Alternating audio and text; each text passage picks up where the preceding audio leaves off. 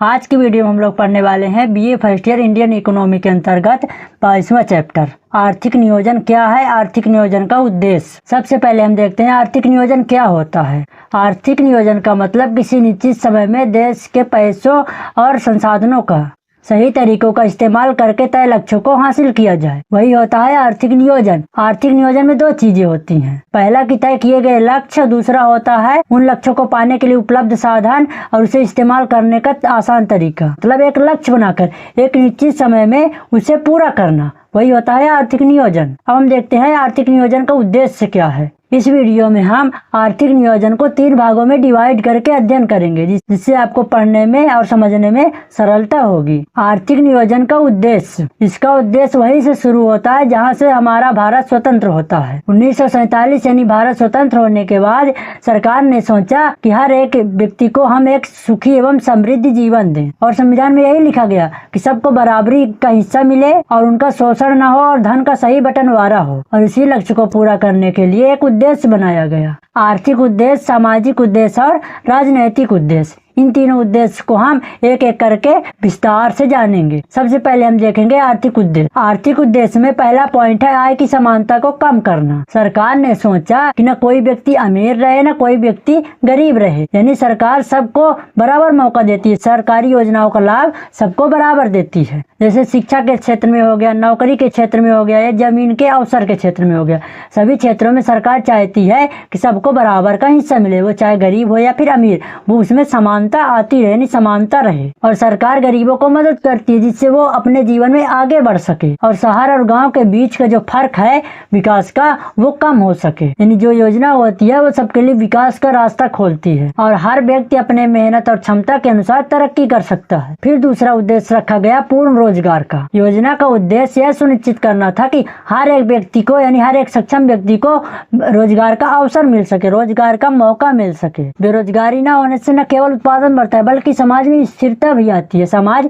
स्थिर रहता है। कहने का मतलब हर किसी को रोजगार मिले, कोई खाली न बैठे, चाहे स्कूल के क्षेत्र में हो, चाहे शिक्षा नहीं स्कूल के क्षेत्र में शिक्षा का क्षेत्र हो, चाहे कृषि के क्षेत्र में हो, चाहे उद्योग के क्षेत्र में हो, हर एक व्यक्ति को रोजगार मिले, ये योजना का उद्देश्य रखा गया। इसलिए महात्मा गांधी जी कहते हैं काम करने का मौका हर एक व्यक्ति को मिलना चाहिए और जो ये बेरोजगारी है वो समाज के लिए खतरा है। फिर आता है तीसरा संतुलित क्षेत्रीय विकास। आर्थिक नियोजन का उद्देश्य यह है कि देश के सभी क्षेत्र समान रूप से विकसित हों। योजनाओं का ध्यान केवल शहरों या विकसित क्षेत्रों पर नहीं बल्कि ग्रामीण और पिछड़े इलाकों पर भी होता है और इसका लक्ष्य है कि राज्य और क्षेत्रों के बीच विकास का अंतर कम हो, जिससे अंतर्राष्ट्रीय अर्थव्यवस्था में संतुलन बना रहे। उद्योग, शिक्षा, स्वास्थ्य यानी अवसंरचना रोजगार योजनाओं में इस उद्देश्य को साकार करती है। इससे हर क्षेत्र के लोगों को समान अवसर और संसाधन और जीवन की गुणवत्ता प्राप्त होती है। कहने का मतलब कि सिर्फ बड़े शहर ही आगे न बढ़े बल्कि गाँव और छोटे शहर भी तरक्की करें। इसलिए सरकार योजनाएं बनाती है ताकि हर राज्य और हर गांव में स्कूल, अस्पताल, सड़क, बिजली और उद्योग पहुंचे, जिससे लोगों को गांव में रोजगार और सुविधाएं पा सके, कोई इलाका पिछड़ा ना रहे,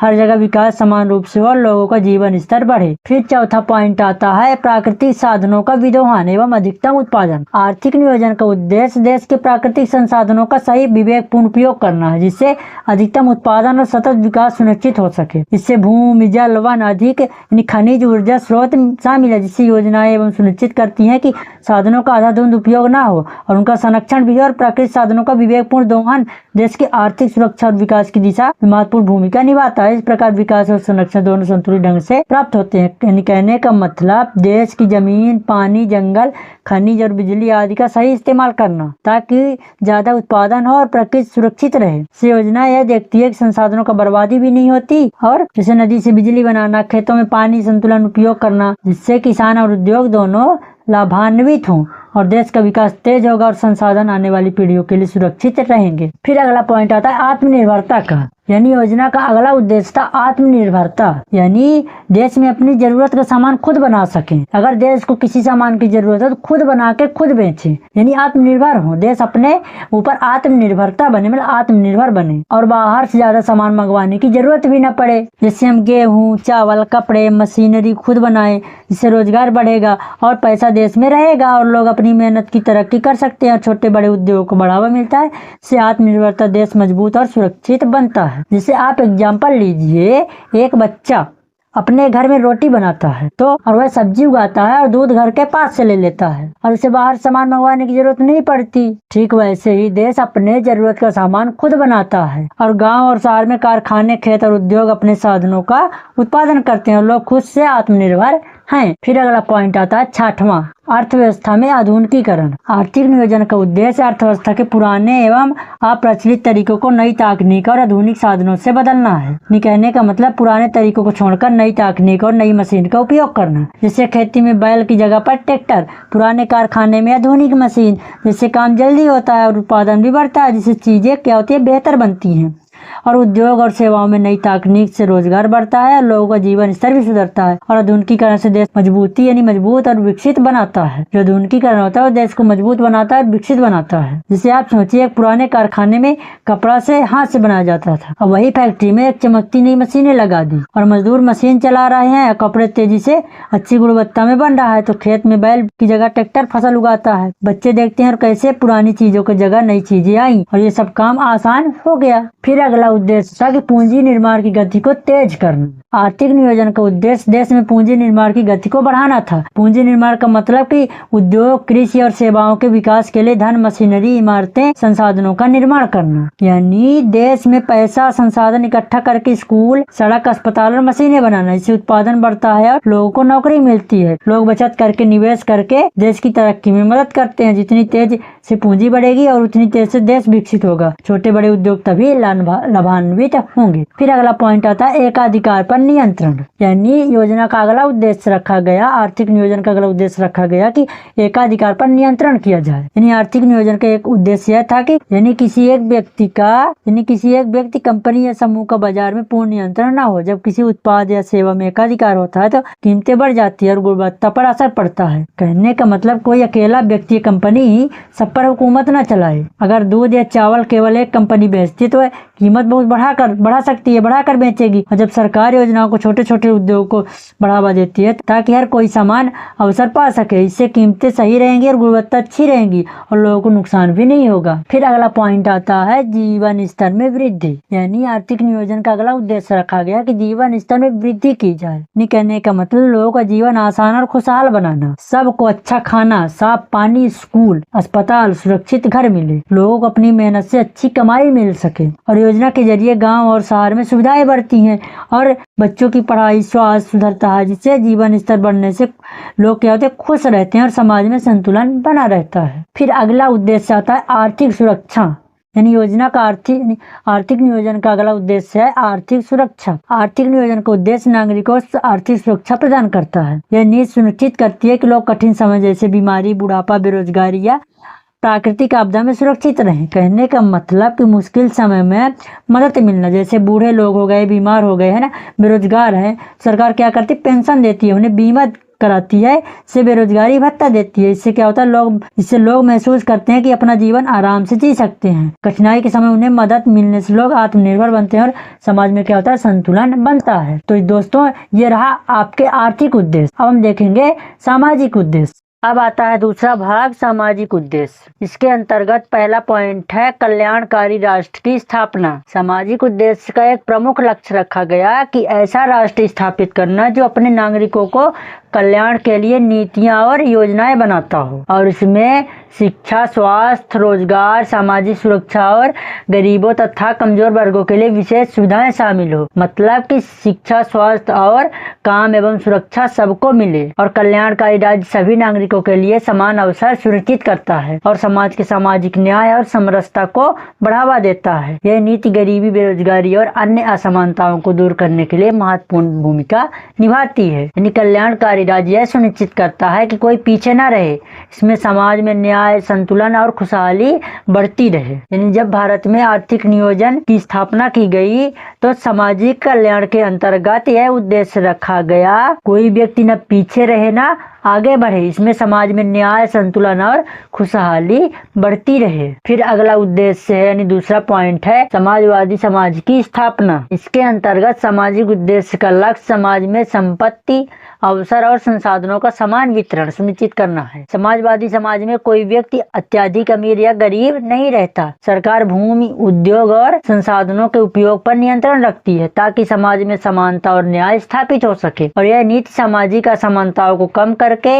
गरीबों के जीवन स्तर को सुधारने और राष्ट्रीय समरसता बनाए रखने में सहायक होती है। यानी कोई व्यक्ति ना गरीब हो ना अमीर हो, वो एक समान होना चाहिए।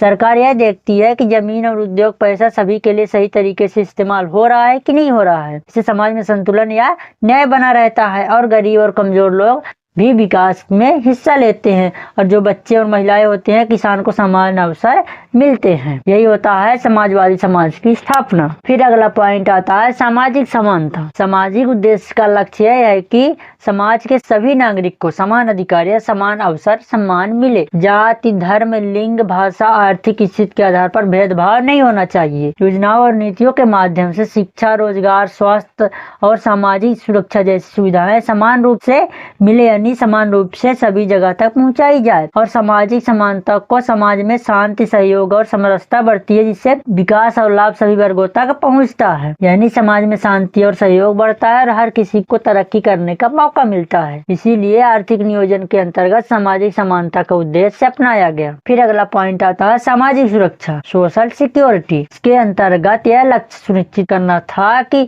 सभी नागरिक के जीवन में विभिन्न जोखिमों से सुरक्षित रहें। इसमें जो वृद्धावस्था में बीमारी आती है, बेरोजगारी, शारीरिक अक्षमता यानी प्राकृतिक आपदाएं, ये सभी तरह के शामिल होते हैं। अब सामाजिक सुरक्षा योजनाएं में पेंशन, बीमा, बेरोजगारी भत्ता और स्वास्थ्य सेवाएं प्रदान की जाती है, जिससे इसका उद्देश्य था कि नागरिकों को आर्थिक और सामाजिक सुरक्षा प्रदान करना ताकि वो आत्मनिर्भर बन सके, समाज में स्थिरता बनी रहे।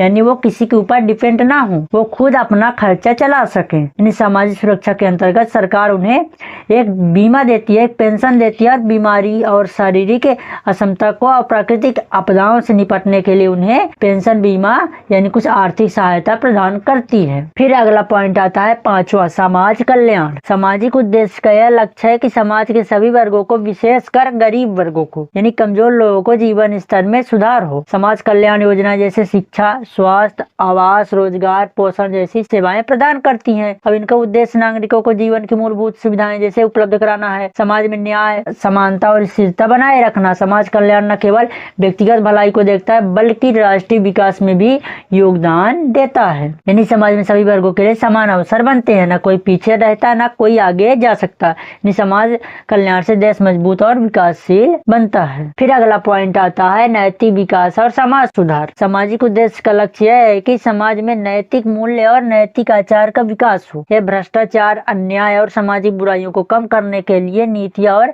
कार्यक्रम लागू करता है। समाज सुधार के माध्यम से शिक्षा, कानून, सामाजिक जागरूकता और नैतिक प्रशिक्षण का प्रसार किया जाता है। जैसे नैतिक विकास में समाज में न्याय, सहयोग और सामाजिक सौदाई बढ़ता है और जिससे नागरिक जिम्मेदार और संवेदनशील बनते हैं। कहने का मतलब लोग अपने कर्तव्य को समझते हैं और समाज मजबूत बनता है। तो दोस्तों, इस तरह सामाजिक उद्देश्य सरकार ने आर्थिक नियोजन के उद्देश्य में रखे थे। अब आता है राजनैतिक उद्देश्य, यानी आर्थिक नियोजन के अंतर्गत राजनैतिक उद्देश्य क्या रखा गया। तो पहला पॉइंट हो जाएगा सुरक्षा यानी सिक्योरिटी। राजनीतिक उद्देश्य के प्रमुख लक्ष्य राष्ट्र और उनके नागरिकों की सुरक्षा सुनिश्चित करना था। इसमें आंतरिक और बाह्य खतरे जैसे आतंकवाद, अपराध, युद्ध और प्राकृतिक आपदाएं शामिल होती हैं। जैसे मान लीजिए कभी कभी प्राकृतिक आपदाएं आती है, तब उनको निपटने के लिए उन्हें सुरक्षा भी चाहिए। तो सरकार क्या करती है, राजनीतिक नीतियां, रक्षा यानी राजनीतिक नीतियों में जैसे रक्षा, पुलिस और आपदा प्रबंधन के माध्यम से सुरक्षा प्रदान करती है। यानी सरकार देश के नागरिकों को सुरक्षा देती है। सुरक्षा से नागरिकों का आत्मविश्वास बढ़ता है और देश में स्थिरता तथा विकास की दिशा मजबूत होती है। फिर अगला पॉइंट आता है शांति। राजनीतिक उद्देश्य का लक्ष्य भी यह था कि राष्ट्र में और समाज में स्थायी शांति बनी रहे। शांति के बिना आर्थिक और सामाजिक विकास संभव नहीं है। यानी जब तक देश में शांति और सुरक्षा नहीं होगा तब तक सामाजिक विकास नहीं होगा। यानी राजनीतिक नीतियां और योजनाएं आंतरिक संघर्ष और जाति, धार्मिक हिंसा और अंतर्राष्ट्रीय विवादों को कम करने में केंद्रित होती है। जैसे शांति से नागरिकों को अपनी गतिविधियों में स्थिरता मिलती है और समाज में सहयोग, सौहार्द और लोकतांत्रिक प्रक्रियाओं को मजबूती आती है, नहीं लोकतांत्रिक प्रक्रियाओं की मजबूती आती है, बनी रहती है, मजबूती बनी रहती है। फिर अगला पॉइंट आता है प्रतिस्पर्धा से बचाव, यानी राजनीतिक उद्देश्य में यह रखा गया कि प्रतिस्पर्धा से बचाव होना चाहिए। जैसे इसमें उद्योग और अंतर्राष्ट्रीय स्तर में होने वाले अन्यायपूर्ण प्रथाएं शामिल है। जो अंतर्राष्ट्रीय व्यापार होते हैं उसमें प्रतिस्पर्धा पाई जाती है, तो सरकार अपनी नीतियों से सुनिश्चित करती है छोटे व्यवसाय और उपभोक्ता किसी प्रकार के शोषण एवं अत्याधिक एकाधिकार प्रभावित न हो। इससे बाजार में संतुलन, न्याय और स्थिरता बनी रहे और देश की आर्थिक एवं सामाजिक संरचना मजबूत होती है। जैसे सोचिए अगर कोई बड़ा व्यापारी है, वो अपनी दुकान में सब सामान महंगा बेच रहा है और छोटे दुकानदार डर रहे हैं, सरकार यह नियम बनाकर सुनिश्चित करती है कि छोटे दुकानदार सुरक्षित रहे और ग्राहकों को सस्ता सामान मिल सके। गांव में सभी दुकानें ठीक से काम कर रही हैं तो लोग संतुष्ट रहेंगे। तो दोस्तों हमने इस वीडियो के माध्यम से आर्थिक नियोजन के उद्देश्य को 3 भागों में समझा, आर्थिक उद्देश्य, सामाजिक उद्देश्य और राजनीतिक उद्देश्य। आई होप कि आप लोगों को इस वीडियो के माध्यम से आर्थिक नियोजन का उद्देश्य एवं उसकी परिभाषा अच्छे से समझ में आ गया होगा।